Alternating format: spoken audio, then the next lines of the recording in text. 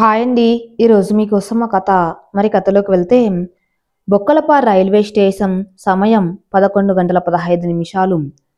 తన గుండె వేగం అపరిమితం, తన ఆందోళన అనంతం.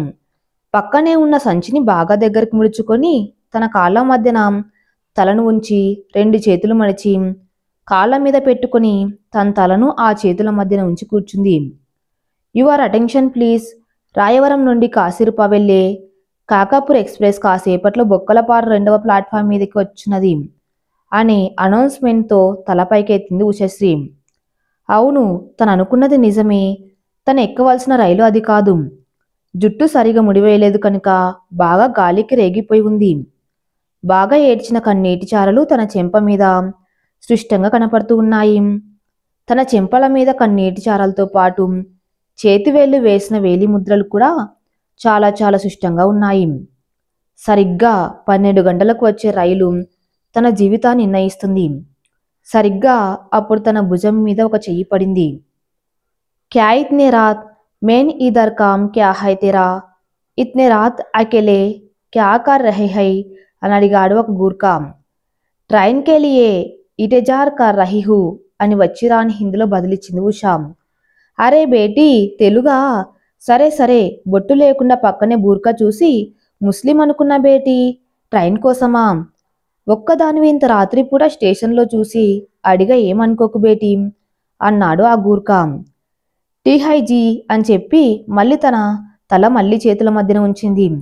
ఆ గూర్ఖా తన చేతిలోని కర్రను అక్కడ ఉన్న గోడల మీద రాడ్స్ మీద కొట్టుకుంటూ తన చేతిలోని విజిల్ గట్టిగా ఊత్తు వెళ్ళాడు.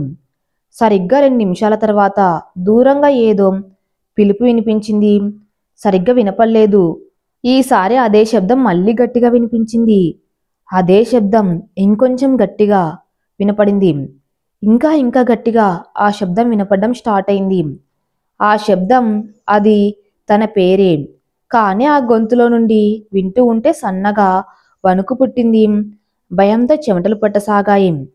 అవును, అది కిరణ్ గొంతేం. ఆ ఊహ రాగానే తను వెంటనే తన పక్కన ఉన్న ఆ సంచిని చేతిలోకి తీసుకొని వెంటనే తన బెంచిపై నుండి లేచింది. సరిగ్గా గమనిస్తే ఆ స్టేషన్ అంతా విద్యుత్ దీపాలతో వెలిగిపోతూ ఉంది. ఈ క్షణంలో ఆ స్టేషన్లోకి ఎవరు అడుగు పెట్టినా తను చాలా క్లియర్గా కనపడుతూ ఉంది. గుండె వేగం పెరిగింది. అటు ఇటు చూడగా ఒక చీకటి గది లాంటిది రేకుల షెడ్ లాగా కనిపించింది ఉషశ్రీకి. క్షణం కూడా ఆలస్యం చేయకుండా పరిగెత్తుకుని వెళ్ళి ఆ రేకుల గదిలోకి వెళ్ళి తలుపు గట్టిగా మూసింది. ఆ తలుపుకు ఉన్న ఓ కన్నంలో నుండి ప్లాట్ఫామ్ అంతా స్పష్టంగా కనపడుతుంది. తను దాక్కున్న చోట అంత సురక్షితం కాదు అని తనకి తెలియదు ఆ క్షణానం. కానీ అప్పటికప్పుడు కిరణ్ కంటపడకుండా ఉండాలంటే ఆ చోటు తప్ప వేరే లేదు. చూస్తూ ఉండగానే ప్లాట్ఫామ్ మీదకి పరిగెత్తుకుంటూ వచ్చాడు కిరణ్. ఉషా ఉషా, ఎక్కడ నువ్వు? ఎక్కడున్నా నేను వదలను. అయినా నువ్వు నా నుండి ఎలా తప్పించుకుంటావు? ఎక్కడున్నా వదలను ఉషా అంటూ గట్టిగా అరుస్తూ ఉన్న కిరణ్ దగ్గరికి వచ్చాడు ఒకతను ఆ పక్కనే ఉన్న గదుల నుండి. వాళ్ళు ఏదో మాట్లాడుతున్నారు. కిరణ్ మాత్రం ఎప్పట్లాగానే ఆవేశంతో ఏదో వాదిస్తూ ఉన్నట్టు అనిపించింది ఉషాకి. కాసేపటికి ప్లాట్ఫామ్ అంతా ఇద్దరు కలిసి 2 సార్లు తిరిగారు. ఇంతలో అనుకోకుండా కిరణ్ దృష్టి అక్కడ ఉన్న ఆ రేక్ గది మీద పడింది. అటువైపు చెయ్యి చూపాడు కిరణ్. మళ్ళీ ఆ తెల్ల చొక్క నల్ల కోటు తిరిగిన అతనితో ఏదో మాట్లాడాడు. ఇద్దరు కలిసి ఉష ఉన్న ఆ చీకటి గది వైపు రాసాగారు. వాళ్ళు వేసే ఒక్క అడుగు ఉష గుండె వేగాన్ని ఆ మాంతం పెంచుతూ ఉంది. ఒళ్ళంతా చెమటలతో నిండిపోయి ఉంది తనకి. అవును, వాళ్ళు తను దాక్కున్న గది వైపు దగ్గరగా వస్తున్నారు. ఇంకా ఒక 10 అడుగులు వేస్తే ఖచ్చితంగా ఆ గది దగ్గరికి చేరుకుంటారు. ఎప్పుడు దేవుణ్ణి నమ్మని ఉష కూడా ఆ క్షణాన ఒక్కసారి గట్టిగా కళ్ళు మూసుకొని, నేను నిన్ను నా జీవితంలో ఎప్పుడు నమ్మలేదు. అసలు నీకెప్పుడు దండం కూడా పెట్టలేదు. మొదటిసారి పెడుతూ ఉన్నా. దయచేసి ఈ గండం నువ్వే గట్టెక్కిచ్చేయి దేవుడా అంటూ ఒక్కసారి కంట్లో నీళ్లు ధారలపాతంగా కారుతూ ఉండగా మనసులో మొక్కున్నది. కళ్ళు తెరిచి చూడగానే కిరణ్ చెయ్యి ఆ గది తలుపులకు దగ్గరగా రాసాగాయి. ఉష గుండా 1000 రెట్లు వేగం కొట్టుకోవడం స్టార్ట్ చేసింది. ఆ శబ్దం చాలా చాలా స్పష్టంగా వినపడసాగింది. ఆ తలుపు మీద కిరణ్ చెయ్యి వేసి తెరిచిన కిరణ్ తలకి ఓ గట్టి వస్తువు ఏదో తాకినట్టుగా అనిపించింది. ఎదురుగా ఉన్న వెలుతురు కూడా చీకటిగా మసకగా కనపడసాగింది కిరణ్కి. ఈసారి ఏ మాత్రం ఆలస్యం చేయకుండా తన చేతిలోని రాయితో ఒంట్లో మిగిలిన బలమంతా వాడింకొకసారి గట్టిగా కిరణ్ తల మీద మోదింది ఉషశ్రీ. చీకట్లో ఆమె చేసి ఆ దాడి హఠాత్తుగా జరగటంతో ఆ ఆఫీసర్ భయపడి తన గదివైపు పరిగెత్తాడు. వీరావేశంతో తన మీద దాడి చేస్తూ ఉన్న ఉష చెయ్యి గట్టిగా పట్టుకున్నాడు కిరణ్. విడిపించుకోవటానికి చాలా ప్రయత్నం చేసింది, కానీ తనకి ఉన్న బలం సరిపోలేదు. పెనుగులాడుతూ ఉన్న కొద్దీ బిగుసుపోతూ ఉంది కిరణ్ చెయ్యి తన చుట్టూ. ఉష తన కాళ్ళలో ఉన్న బలమంతా ఉపయోగించి ఒక్కసారిగా పైకి ఎగరడంతో కిరణ్కి బ్యాలెన్స్ తప్పి పక్కకు పడిపోయాడు. ఉష ఎగిరి పక్కనే ఉన్న ట్రాన్స్ఫార్మ్ మీద పడింది. తలకి దెబ్బ తాకకుండా తన చీర కొంగు కాపాడడం తనకు చాలా విచిత్రంగా అనిపించింది. మైక్లో అనౌన్స్మెంట్ వినపడింది. Your attention please, train number అంటూ వినిపించే ఆ శబ్దం తన మెదడును సోకకుండా ఏదో ఆనందం, ఏదో హాయి.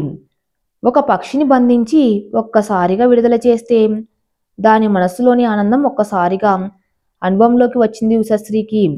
సరిగ్గా అప్పుడే వెళ్ళకిలా పడ్డ కిరణ్ తిరిగి పైకి లేవటం గమనించింది ఉష. లాభం లేదు. ఒకవేళ కిరణ్ తన వైపుకు వచ్చి మళ్ళీ ఒకవేళ పట్టుకుంటే తన్ను విడిపించుకొని పోరాడే బలం తనలో లేదు అని గమనించింది ఉష. ఆవరించిన నిస్సత్తువను కొంచెం కొంచెం విడిపించుకుంటూ మెల్లగా పైకి లేచి ప్లాట్ఫామ్ వైపు వెళ్ళసాగింది. ఒక్కసారి అలా వెళ్తూ వెళ్తూ వెనక్కి తిరిగి చూసింది. ఇంకా కొన్ని అడుగులు వేస్తే ఖచ్చితంగా తన్ను పట్టుకుంటాడు కిరణ్ అని అర్థమైంది. అయినా కూడా తను తప్పించుకొని పరిగెత్తే బలం తన కాళ్ళలో లేదు, కానీ పరిగెడుతూ ఉంది. దూరంగా చిన్నగా వినిపిస్తూ ఉన్న ఒక రైలు శబ్దం రాను రాను పెద్దగా వినపడసాగింది. ఒక్కసారి తన మొహం మీద పడుతూ ఉన్న వెలుతురు వైపు చూసింది ఉష. అవును, తను నడుస్తూ ఉన్న ట్రాక్ మీదనే ఒక రైలు వస్తూ ఉంది. ఇంకా వేగం తగ్గితే కిరణ్కి దొరికిపోవటం లేదా రైలు కింద పడ్డం ఖాయం. ఇంకొంచెం ప్రయత్నం చేసి 2 అడుగులు వేసింది ముందుకు. సరిగ్గా తన వీపు వెనక నుండి పెద్ద శబ్దంతో ట్రైన్ వెళ్లటంతో ఆ గాలి వేగానికి కొంచెం ముందుకు పడిపోయింది ఉష. మిలమిల మెరుస్తూ ఉన్న ఆ పట్టాల మీద ఆ రైలు బోగీలు వెండి వెన్నెలలా మెరుస్తూ కనపడింది. బహుశా కొత్తగా తయారైన బోగీలు అన్నీ అమర్చారు కాబోలు అని అనుకొని ఆ రైలు వెళ్లే వరకు ఆగి అటువైపు చూసింది. సరిగ్గా అప్పుడే తన ఒడిలో ఏదో ఒక వస్తువు పడింది. ఏదో జిగటగా ఉన్న ఆ వస్తువు లాంటి దాన్ని చూసి పైకి లేపి చూసి ఒక్క క్షణం నోట్లో మాటలు లేక కేకలు కూడా ఆగిపోయాయి. అది కిరణ్ దేహం నుండి విడివిడిన రక్తపు దారాలతో మునిగిన తల. అవును, అది కిరణ్ తల. బిగ్గరగా కేక వేసిన 10 మందికి వినిపించేలా ఉంది ఆ చోటి వాతావరణం. ఆశ్చర్యం, భయం, ఆనందం, జుగుప్స అన్నీ కలిసిన ఒక ఎక్స్ప్రెషన్ ఉషా మొహంలో కనపడింది. సరిగ్గా అప్పుడే తన వెనక నుండి ఎవరో ఒక మనిషి వచ్చిన అలికిడి వినపడి తన తల పైకెత్తి చూసింది ఉషశ్రీ. ఎదురుగా ఎవ్వరూ లేరు. మనిషి భయంతో ఉన్నప్పుడు తాడు కనపన్న పాముగా భయపడ్డమనే కథ చిన్నప్పుడు నాన్న చెప్పినప్పుడు నవ్వుకుంది, కానీ ఆ అనుభవం తనకు నిజంగా కలుగుతుందని అస్సలు అనుకోలేదు ఉషశ్రీ. తన ఒడిలో పడిన కిరణ్ తలని పక్కకి విసిరేసింది. మెల్లగా పైకి లేచి చుట్టూ చూసింది. ఎవరు తన్ను చూడడం కుదరదు అని నిర్ధారించుకొని ఒక చాటుగా వచ్చి తన సంచిలో ఉన్న వేరొక డ్రెస్ వేసుకొని ఆ రక్తపు మరకలు అంటుకున్న దుస్తులను అక్కడే వదిలేసింది. తలను సర్దుకుంది. ఇంతలో మళ్ళీ తన్ను కావలసిన ట్రైన్ వస్తుందనే అనౌన్స్మెంట్ రావటంతో తను మెల్లిగా నడుచుకుంటూ ప్లాట్ఫామ్ మీదకి వచ్చింది. అర్ధరాత్రి కావటంతో ఎవరు లేరక్కడ ఆ ప్లాట్ఫామ్ మీద. ఇంతలో తను ఎదురు చూసే ట్రైన్ రానే వచ్చింది. ఆ రైలు ఆగ్గానే ఒక ఖాళీ కంపార్ట్మెంట్ చూసుకుని అందులోకి ఎక్కింది ఉషా. ఒక మంచి సీట్ చూసుకొని కూర్చుంది ఉషా. తన సంచిలో నుండి వాటర్ బాటిల్ తీసి గడగడా తాగింది. తను వేసుకున్న డ్రెస్ మీద ఉన్న చున్నీతో తలను తుడుచుకోసాగింది. ఆ చున్నీ తుడిచిన కొద్దీ తడిసిపోతూ ఉంది తన రక్తం మరకలతో. కాళ్ళు మెల్లగా పైకి లాక్కొని ఆ మృదువైన పాదాల్లో జాలి, దయాకరుణ ఏ మాత్రం లేకుండా గుచ్చుకున్న ముళ్ళని, గాజు పెంకులని, సన్న కంకర రాళ్ళని ఒక్కొక్కటిగా లాగుతూ ఉన్నప్పుడు ఉన్న నొప్పి వల్ల ఉష కంట్లో నీళ్లు సుడులుగా తిరుగుతూ వస్తూ ఉన్నాయి. నొప్పిని పంటి బిగువున భరించటం ఆడజాతికి దేవుడు ఇచ్చిన వరమేమో అనిపించక మానదు. ఆ దృశ్యాన్ని చూసిన ఎవరికైనా. నా మది గదిలో అడుగుపెట్టే నీ మృదువైన పాదాలు నిన్ను ఆరాధించిన పూల మీదనే నడవాలి. నీ పెదవుల మీద చిరునవ్వే కాని ఎలాంటి దిగులు నీ మనసులో ఉండకూడదు అని రవి రాసి ఇచ్చిన పేజీల్లోని వాక్యాలు ఒక్కొక్కటిగా కళ్ళ ముందు కదిలాయి.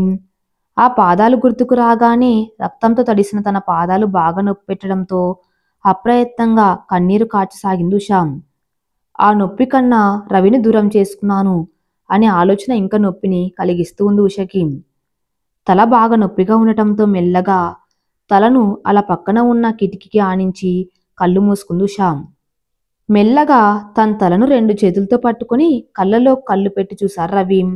ఒక్క క్షణం కూడా ఆలస్యం చేయకుండా ఆ రెప్పల చాటున దాగిన బాధ అంతా ఒక్కసారిగా బయటికి ఉబికింది కన్నీటి రూపంలో. రవి అనే పిలుపు గుండె లోతులో నుండి తెరలు తెరలుగా వస్తూ ఉంటే తొలిసారి ఏదో పరవశం చుట్టూ ముట్టినట్టు ఉంది ఉషకి. రవి రవి, నువ్వు నా కోసం ఇది నిజమేనా? నిజం రవి, నేను చాలా పెద్ద తప్పు చేశాను రవి అని ఏడుస్తూ గట్టిగా పట్టుకుంది ఉష రవిని. రవి అని గట్టిగా ఏడుస్తూ మెల్లగా తలపైకెత్తింది ఉషశ్రీ. ఒక్క క్షణం ఆశ్చర్యపోయింది. తన ఎదురు ఎవ్వరూ లేరు. అవును రవి, రవి అంత ఈజీగా ఎలా తన్ను ఒప్పుకుంటాడు? తను చేసిన తప్పు ఎంత ఘోరమైనది, నిజమే కదా అని గుర్తుకు వచ్చింది ఉషశ్రీకి. నేను చెప్పే ఈ మాటలు నీ మనసును చేరుతాయో లేదో తెలియదు, కానీ ఈ మాటలు నాలో దాచుకోవటం ఎంత కష్టమో అనుభవిస్తే కానీ తెలియటం లేదు నాకు. ప్రేమించటం మొదలు పెట్టగానే మాట్లాడడం మర్చిపోతాం. ఎప్పటినుంచో నీతో చెప్పాలని నా మనసులో దాచుకున్న ఆ మాటలను మూటలుగా కట్టి నీ కళ్ళ ముందు ఒక విందులా ఇద్దామని చేసిన ఆ ప్రయత్నానికి ఇది అక్షరరూపం. నన్ను చూడగానే ఎందుకు నీకు ఇలా ప్రేమ పుట్టింది? నాతో మాట్లాడేందుకు ఎందుకింత తహతహ నీకు అని అడిగితే నా మౌనం కళ్ళతో మాత్రమే సమాధానం చెప్పగలదు. నిజం చెప్తూ ఉన్నా, నిన్ను చూసిన తొలి క్షణాన నా ఫ్యామిలీ ఫోటోలో నీకు ఒక చోటును, నా పక్కన నా భాగస్వామిలా, నా తల్లిదండ్రులను కూతురు కన్నా ఎక్కువ ప్రేమతో సాగి కోడలిగా ఒక స్థానం సంపాదించిన ఒక దేవకన్యలా నా మనసు భావించింది. ఐ లవ్ యూ అని నీకు చెబితే అది ఇప్పుడు మాత్రమే ప్రేమిస్తూ ఉంటా అనే మీనింగ్తో ఉంటుంది.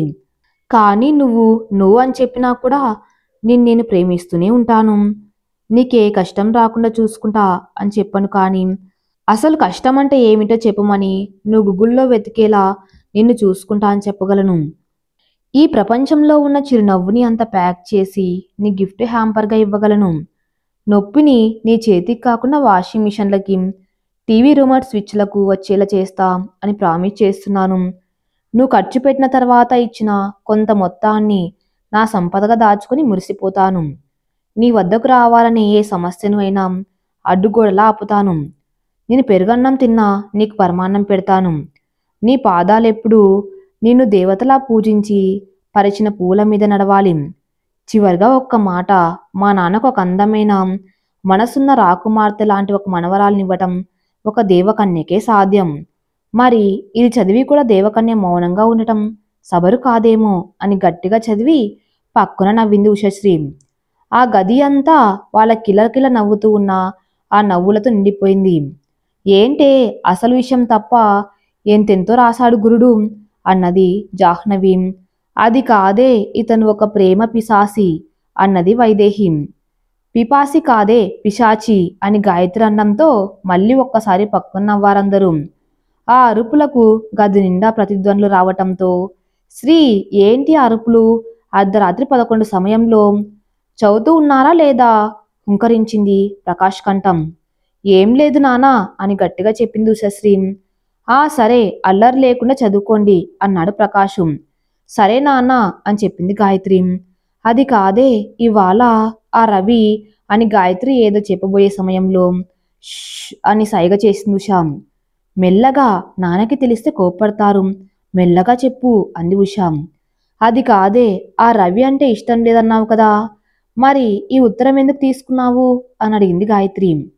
చెప్తా, నీకేం చేసినా అందులో ఒక మాస్టర్ స్కెచ్ ఉంటుంది అని చెప్పింది ఉషశ్రీ.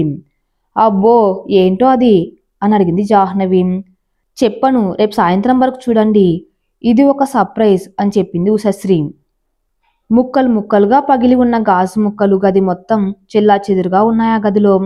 ఆ గదిలో ఒక చీకటి మూలాన గదిలో గొలుసులతో కట్టివేయబడి ఉన్న రవి. కండలు తిరిగిన ఆ దేహాన్ని గొలుసులతో బంధించి ఉన్న ఆ దృశ్యం చాలా హృద్యంగా ఉంది. నోట్లో నుండి తల మీదుగా రక్తం కారుతూ ఉంది. దేహం మీద చిత్రవద చేసినట్టు ఆ రక్తం మరకలు ఉన్నాయి. ఆ గొలుసు ఆ మరకలను తాకినప్పుడు మండుతూ ఉంది రవికి. ఆ మండుతూ ఉందా? మరి నా కూతుర్ని వల్లో వేసుకుని కిడ్నాప్ చేశావు కదా, మరి నాకెంత మండుతూ ఉంది, చెప్పు నా కూతురెక్కడా అని గట్టిగా ఒక రాడ్తో కొడుతూ అడుగుతూ ఉన్నాడు ప్రకాశం. సార్ నాకు నిజంగా తెలియదు, నమ్మండి అని ఆయాసపడుతూ చెప్పారు రవి. నువ్వు ఇలా ఎలా చెప్తావురా అని ఆ రాడ్తో రవిని బాగా గట్టిగా కస్తీరా కొట్టసాగారు ప్రకాశం. ఆ దెబ్బలకి బాగా మూలుగుతూ నాకేమీ తెలియదు సార్ అని చెప్తూ ఉన్నారు రవి. బాగా అలిసిపోయి చెమటలతో తడిసి ఆయాసపడసాగాడు ప్రకాశం. నేను నిజంగా చెబుతూ ఉన్నా సార్, నాకేమీ తెలియదు.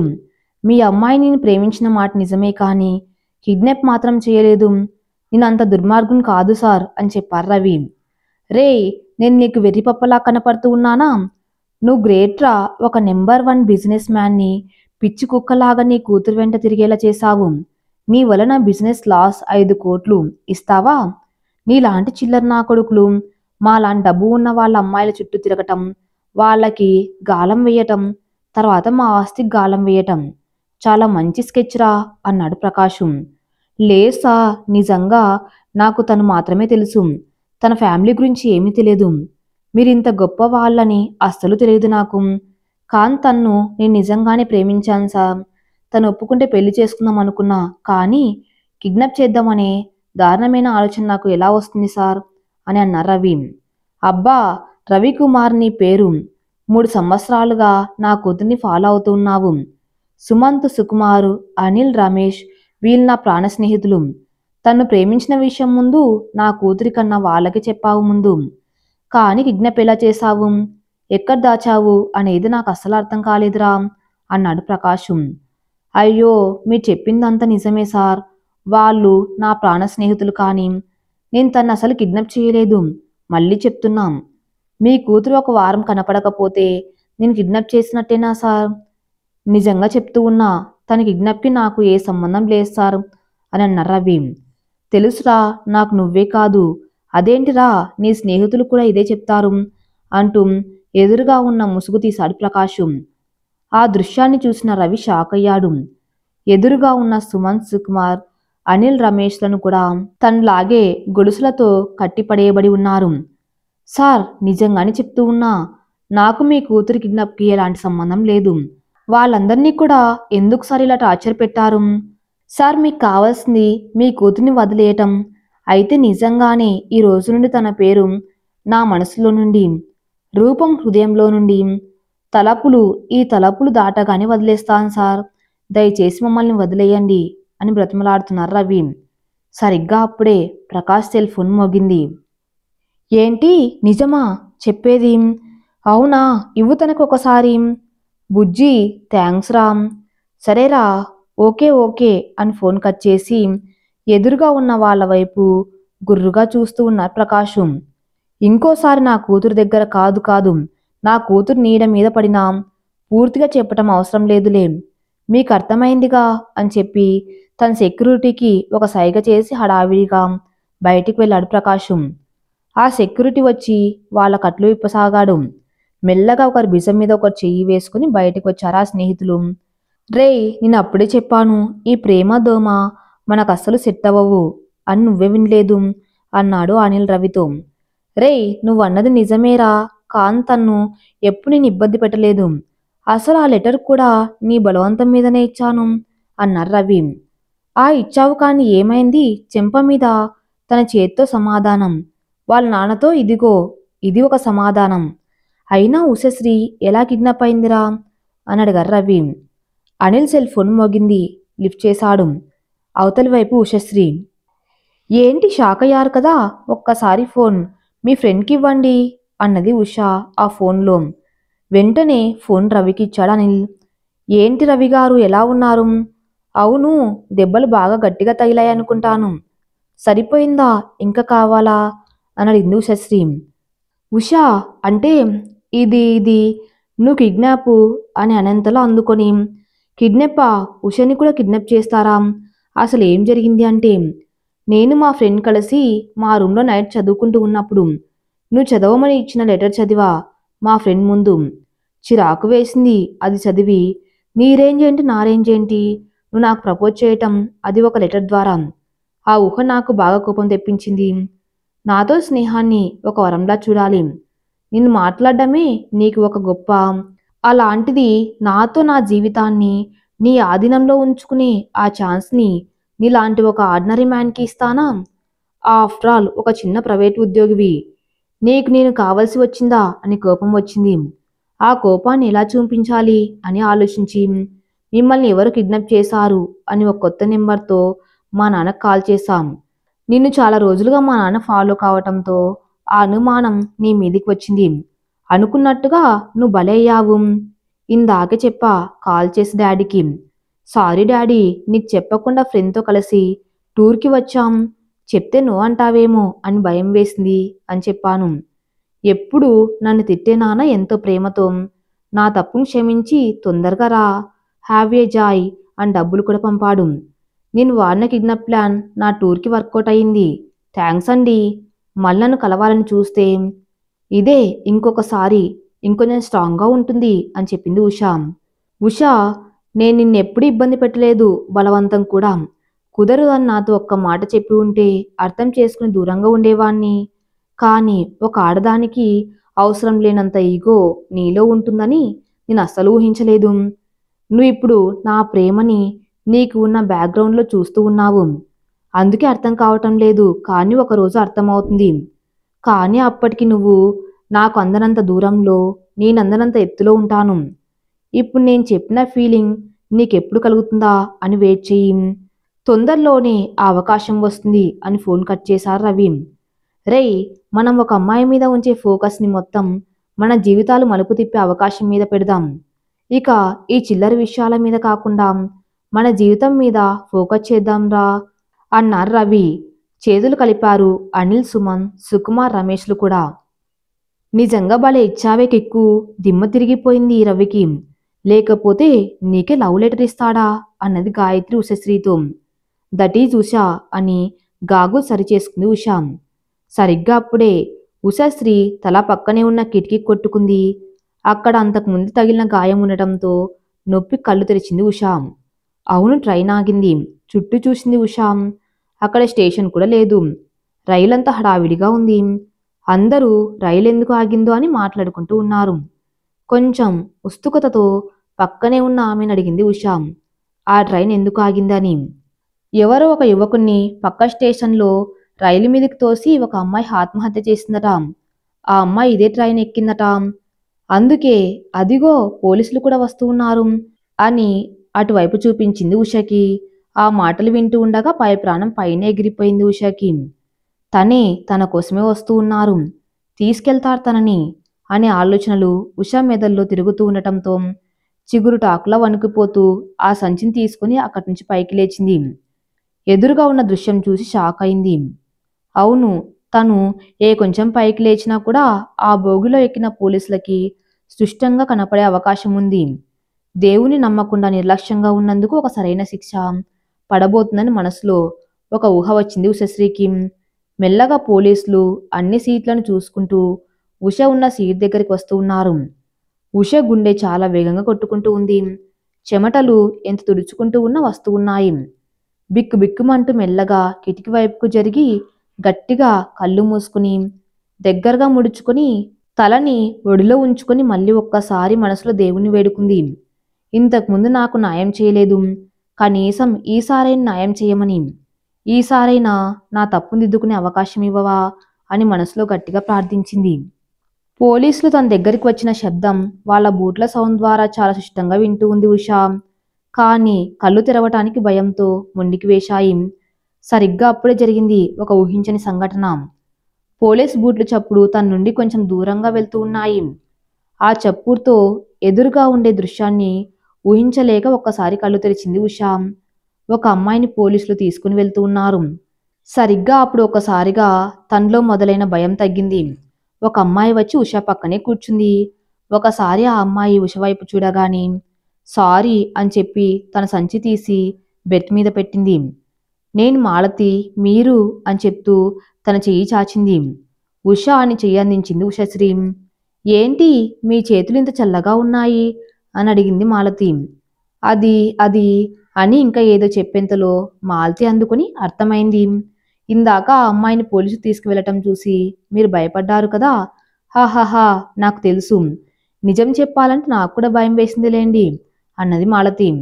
ఆ అది అని ఉష చెప్పేంతలో మాలతి అందుకుని మీరు చాలా రిజర్వ్డ్ అనుకుంటాను, ఎవరితో ఎక్కువగా కలవరనుకుంటాను, నిజమేనా అని అడిగింది మాలతి. లేదండి, నేను ఒకప్పుడు చాలా టాక్టివ్ అండి, కానీ కొన్ని పరిస్థితుల వల్ల నేను బాగా మారిపోయాను. ఇందాక వచ్చిన ఆ పోలీసులు నిజంగా నా కోసమే వచ్చారు. నేను విడిచిన బట్టలు ఆ అమ్మాయి తొడుక్కోవటంతో ఆ అమ్మాయిని తీసుకువెళ్తూ ఉన్నారు. చీకట్లో వాళ్ళకి నా మొహం సరిగ్గా కనపడి ఉండదు. ఇది నిజంగా ఆ దేవుడి మహిమ. నా ప్రార్థన ఫలించింది. ఆ అమ్మాయిని కాపాడాలి నేను. కానీ ఇప్పుడు నేను బయట ఉండటం చాలా అవసరం. అందుకే తప్పలేదు నాకు మౌనంగా ఉండటం అన్నది ఉష. అవునా, మీరు ఒక మగవాణ్ణి ట్రైన్ మీదకి తోసి చంపారా? ఎందుకు అని అడిగింది మాలతి. అది చాలా పెద్ద కథ, మీకు చెప్తూ ఉంటే మీ సమయం కూడా వృధా అవుతుందేమో. వద్దులేండి, అది నేను చేసుకున్న పాపాలకి తగిన ఒక శిక్ష. ఒక నిస్వార్థమైన ప్రేమను ఎగతాళి చేసి అవమానించిన దానికి ప్రతిఫలం అని చెప్పింది ఉష. నేనేమనుకోను, పర్లేదు చెప్పండి. ఎందుకంటే మీలాంటి ఒక సమస్య నాకు కూడా ఉంది.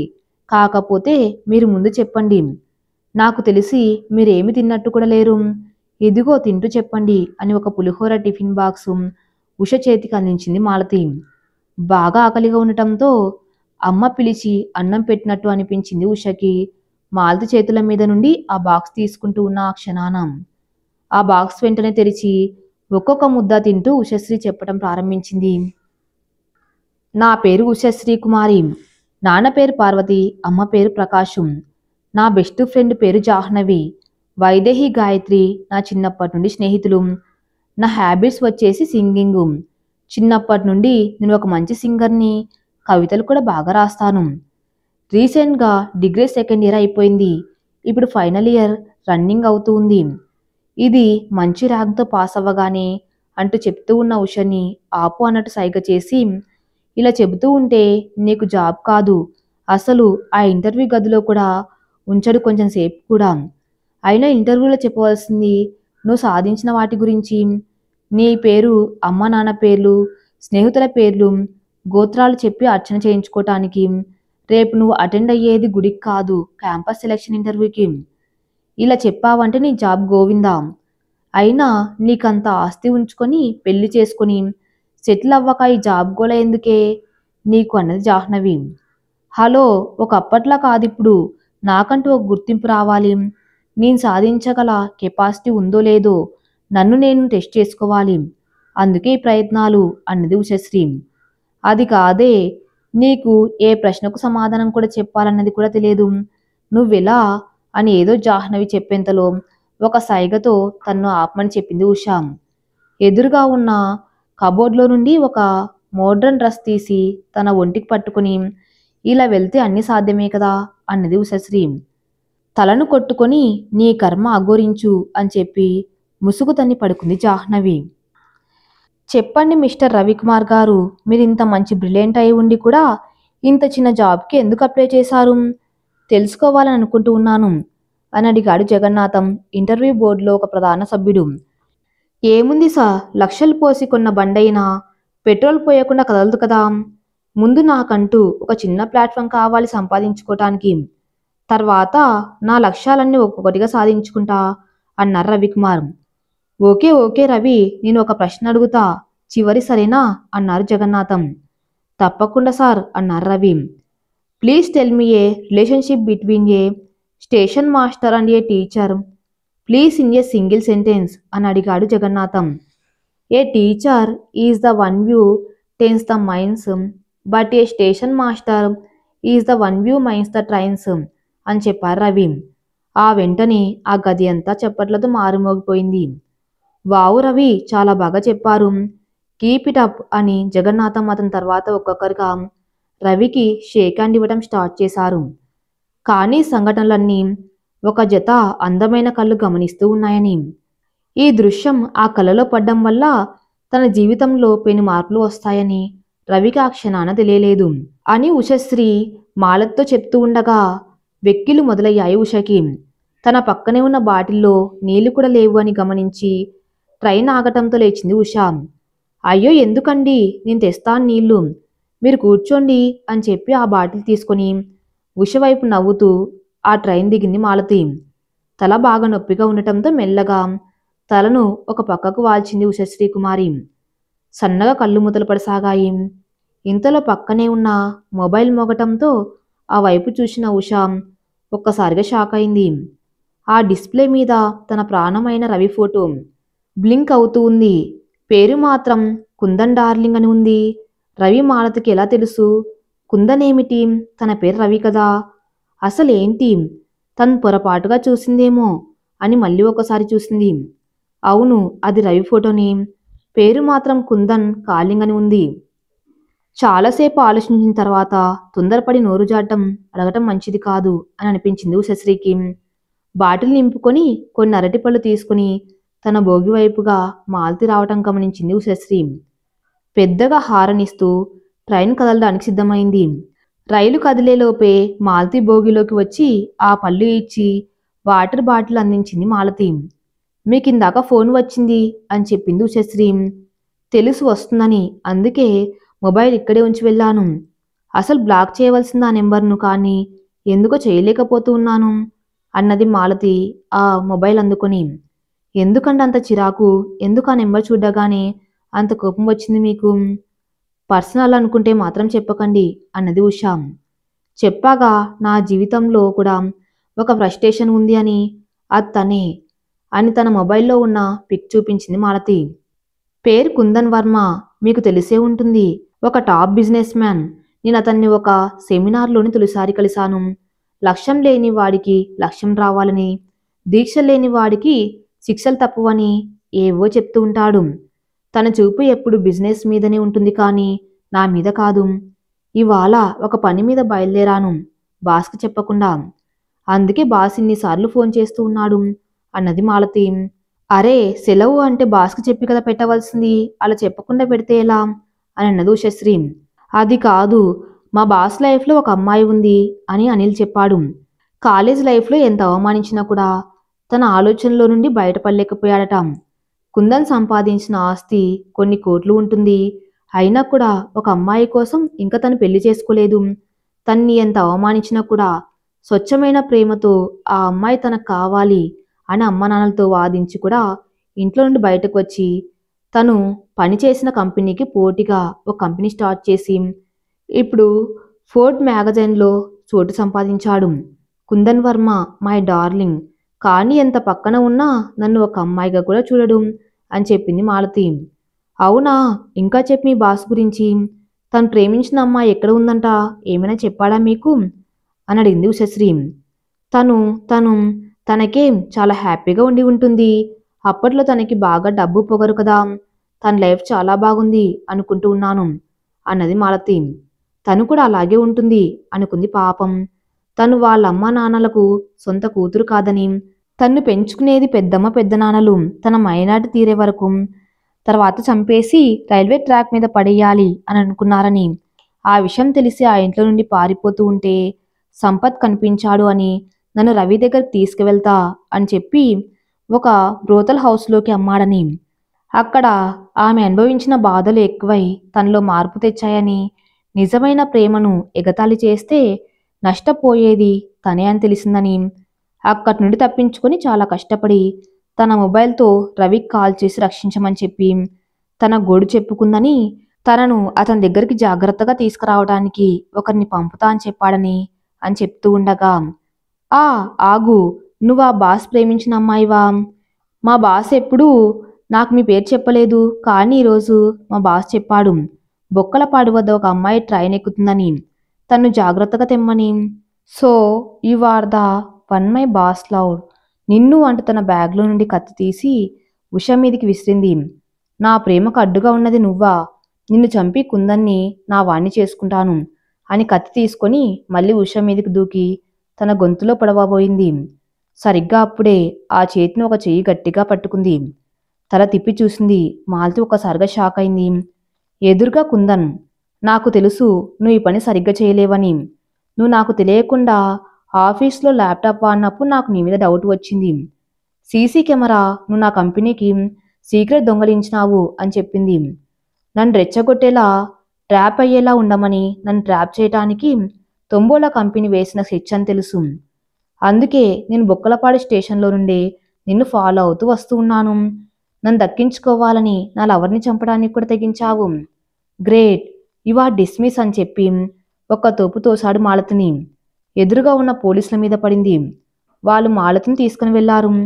ఎదురుగా ఉన్న ఉషశ్రీని రెప్ప ఆర్పకుండా అలానే చూస్తూ నిలబడ్డారు రవి. ఒక్క క్షణం కూడా ఆలస్యం చేయకుండా గట్టిగా కౌగులించుకుని, సారీ రవి, నేను నీ ప్రేమను అర్థం చేసుకోలేకపోయాను. నాకు తగిన శాస్తి జరిగింది. నేను నువ్వు అనుకునేంత పవిత్రంగా లేను రవి ఇప్పుడు. కానీ నాకు నువ్వే కావాలి, నాకు తోడుగా నీడగా, తప్పు చేస్తే కొట్టే గురువుగా, అలిగితే లాలించే అమ్మగా అంది ఉష. చూడు ఉష, ప్రేమ అనేది ఒక నమ్మకం. అది ఉన్నప్పుడు ఒకలా, లేనప్పుడు ఒకలా ఉండదు. నీ దగ్గర డబ్బు ఉన్నప్పుడు గర్వంగా నా ప్రేమను విసిరి పడేశావు. నీ జీవితం అడ్డం తిరిగేసరికి నీ కావాలనుకుంటూ ఉన్నావు. నిజమైన ప్రేమ సుఖాల్లోనే కాదు, దుఃఖాల్లో ఉండాలి. నేనిప్పుడు నీ నిజంగానే ప్రేమిస్తున్నాను, కానీ నీ ప్రేమను తీసుకోలేను. నీకు కొన్ని రోజులు నా కంపెనీలో ఉపాధి ఇస్తా, నీకంటూ ఒక స్థానం సంపాదించి చూపించు. అప్పటికి నా మీద ఇలానే ప్రేమ ఉంటే తప్పకుండా నేను నిన్ను నా జీవిత భాగస్వామిగా చేసుకుంటా అని చెప్పారు రవికుమార్. నీ పేరేంటి?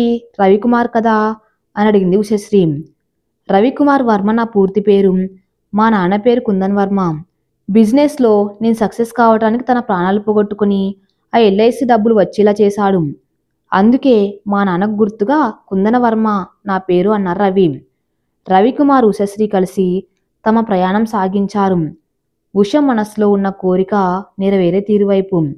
ఈ కథ ఇంతటితో సమాప్తం. మరిన్ని మంచి స్టోరీస్ కోసం నా ఛానల్ని ఫాలో అవుతూ ఉండండి. Thank you for listening.